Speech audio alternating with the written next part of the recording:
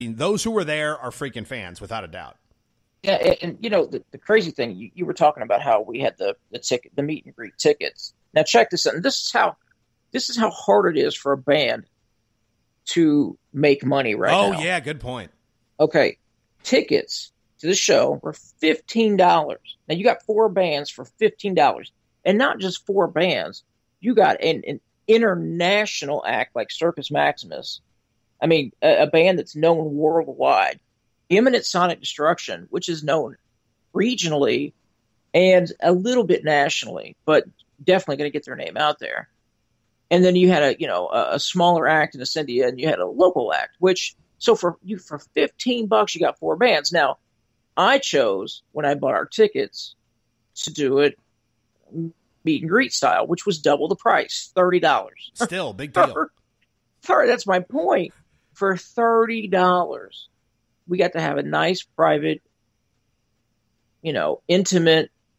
Well, I consider. I mean, it's almost like a private club show when it's 250 people. Yeah, pretty much. That venue easily held triple that. Oh, easy.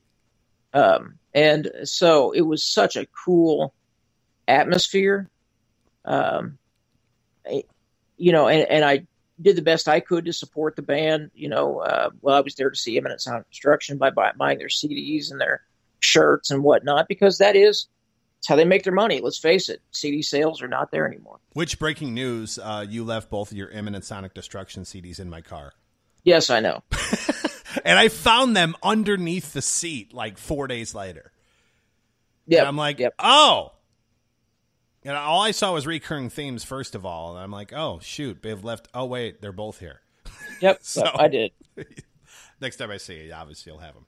But in the meantime, I'm going to open them and listen to them. No, I'm just kidding. Well, go right ahead. That's fine. But yeah. What a great show. Yeah, it was. Let's just go through it really quick as far as the acts. And I'm sure we'll talk more about these guys in the future.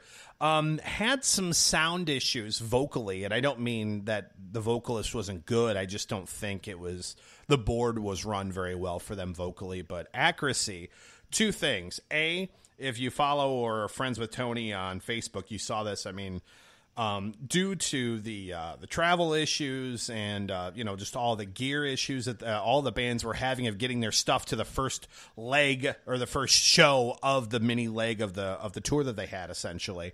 Accuracy, the local band, basically opened up, and then most of the bands pretty much used most of their crap, which is super, super cool. And then they had to stay all the way until the end of the show and then pack up the crap. Exactly. Think about that. So Accuracy opens the show, plays for a half hour, which for them, they're a progressive metal band, so they played 3 songs. And then they get to, seriously, and then they get to hang out for the rest of the night, and then after that, tear all their shit down and leave. But the cool thing is they are truly fans of the bands that were there, so they're like, yeah, dude, use our stuff. I mean, if I were in their shoes, I'd be like, dude, are you kidding me? I mean, Circus Maximus is going to use a lot of my gear. Yeah, go ahead, guys. Seriously. So that was really, really cool of them, and I think a very promising band. And I know Biv liked them on Facebook. I have yet to do so, to being honest with you, but would love to. I know they're recording an album right now, at least what they mentioned, but more to come with these guys. And if you like the According to Metal Facebook page, we'll share some of their stuff as they post it. And album reviews, obviously, when it's out and stuff like that. Really, really good vocally. I think a lot of promise there. I just don't think it was mixed well as far as how the sound, the live sound sounded. I should say. I think he personally could sing really well, and I can't wait to hear what the album sounds like. But guitars, lead guitars, and everything, just dude can shred. I mean, it's a good band that promising things to come from those guys, certainly.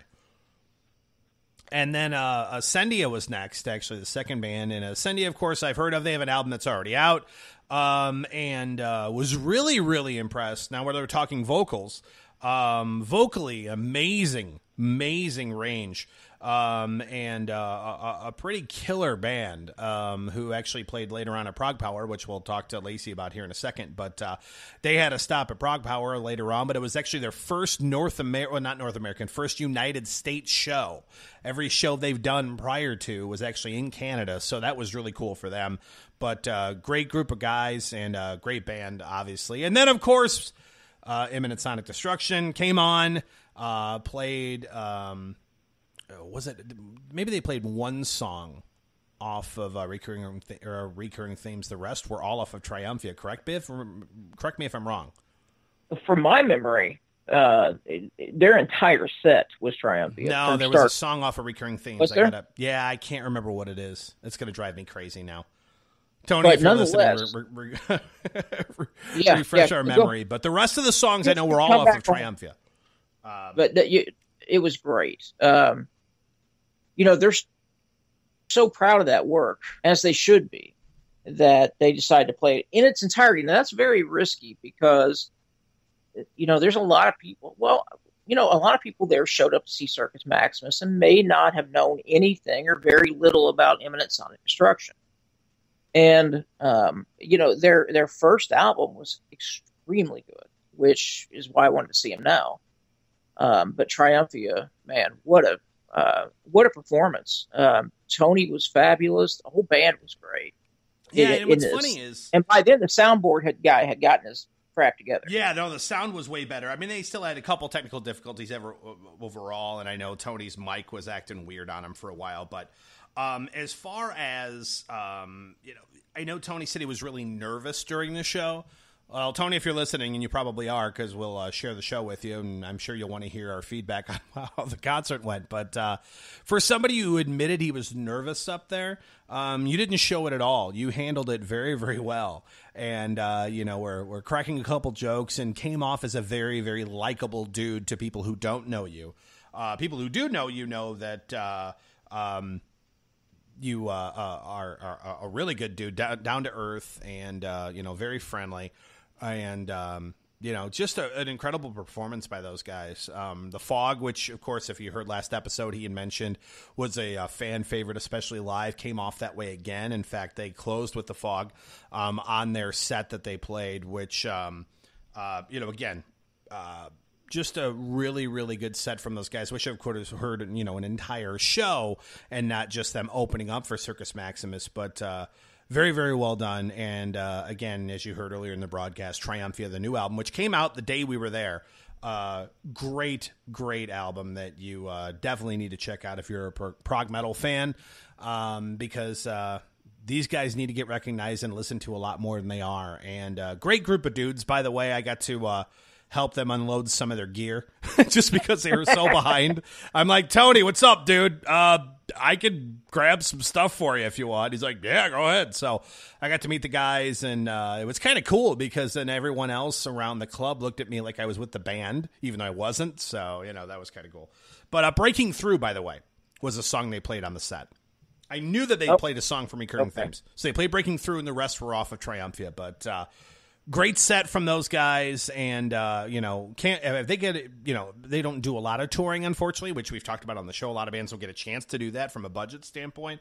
But if Imminent Sonic Destruction comes through town, make sure you check those guys out because they're a great band that needs some more recognition. And they got some awesome merch, by the way, too. That's very affordable. I did not get a chance just because they didn't have my size, unfortunately. At least they said they didn't. I'll have to ask Tony after the fact.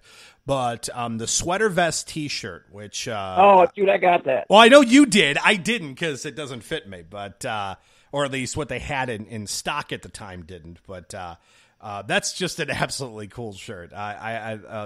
Great dudes. Seriously, support them.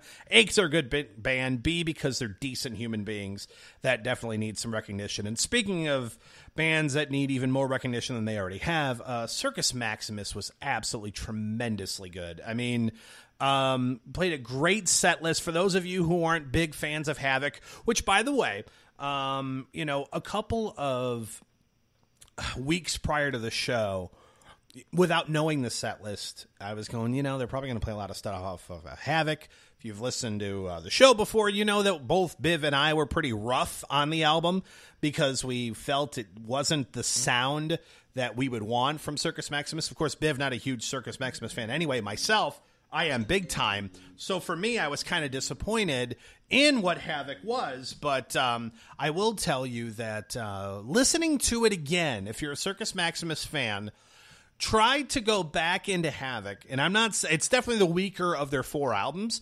However, there's a lot more to it than I heard when listening to it for the review. There's a lot more complexity in it, just not from a guitar standpoint. You're used to hearing, just the incredible guitar work from Circus Maximus and just a very prog sound that way.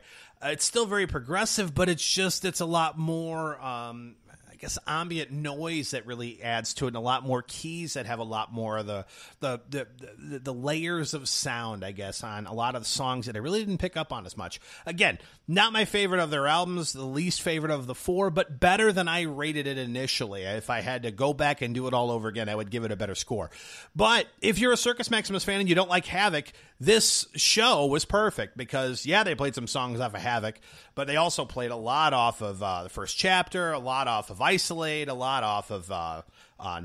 I mean, they just did a really good mix of all their other stuff. So it was kind of a best of show, which I really, really loved. And they are just, I'm telling you, maybe it was just the sound of the venue. I don't know what it was, but arguably the best live sounding band I've ever heard is just as far as how they sounded. If you want to put on a CD of Circus Maximus and then listen to them live, I challenge you to give me a big difference sound-wise between the two. Michael in person, vocally live, is incredible. And I will also say, and if you're a fan of the According to Metal Facebook page, hopefully you are, listen to I Am, which I recorded in its entirety and posted it on the page. And you tell me, if you're familiar with that song, how that's much different than what you hear on the album. It's incredible. It's just so good. These guys are so incredibly talented, and I am so glad I got a chance to see them live because I never have up until this time. But it also helps with the fact that they're just good dudes, so it makes it even better. An incredible show for $30. It's a laughable bargain.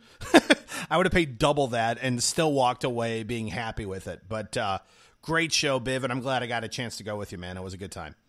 No, it was. And as you know, as you just pointed out, I'm not a huge Circus Maximus fan, but I will tell you that their performance live made me a bigger fan than I was. So that being said, it's piqued my interest enough to go back and listen to Isolate and 9 and at least give these guys another listen. Well, that's good. And I feel that way about Ascendia and Imminent Sonic Destruction. I liked Imminent Sonic Destruction, which you heard earlier in the show. I know you were kind of lukewarm when I first mentioned them. Yeah, but I will tell you, Triumphia definitely is in a new level to me than what Recurring Themes was. Recurring Themes was good, like we talked about earlier, but Triumphia is a tremendously good album. And then you get to see them live, and you get to meet the guys, and it's just a different thing, man. It's just a band I really, really like. And definitely check those guys out. But just a great concert. And there'll be more to come, by the way, later on in a couple episodes. Biv, unfortunately, isn't joining me, but I'm going to see Megadeth and Amon Amarth and Suicidal Tendencies. And I don't know if not Havoc, but I'm sorry, the band Havoc. I don't know if they're going to be there or not. There's words are that they aren't, which will piss me off if that's the case. But anyway, more to come on the concert review front. And of course, Biv and I will be reviewing more concerts in the near future as we see them together, which is what friends do and what metalheads do. So stay tuned. And I am going to see Grim Reaper on November the 2nd. And I know you don't know much about them, but they're a classic, new wave of British heavy metal act from the early 80s. Oh, yeah. No, I know of them. I'd be lying to you if I knew their catalog very well. That's all. Yeah, well, and that's most metalheads, unfortunately. Yeah, it's... are they coming to Indy? Where are they going? Yeah, they're coming to a brand new club that's about 2 miles from my house. Oh, sweet, dude. Hell yeah, you have to do that. So it's on a Wednesday night. Tickets are $10. Oh, dude. Dude, I'm there naked. I'm just telling you right now. Well, I would wear your sweater vest T-shirt, but that's it. Just top. No I bottoms. might, but it's 4 bands for $10. That's insane. That's crazy. So so Biv will be giving us our review of that. More reviews to come in the future, but it was. I'm also going to see Dream Theater on Halloween night at the Vogue. So dude, we got all types of concert reviews coming up. I have a schedule right now. Yeah. Well, you have to share some with me. But yeah, more to come on that, but a great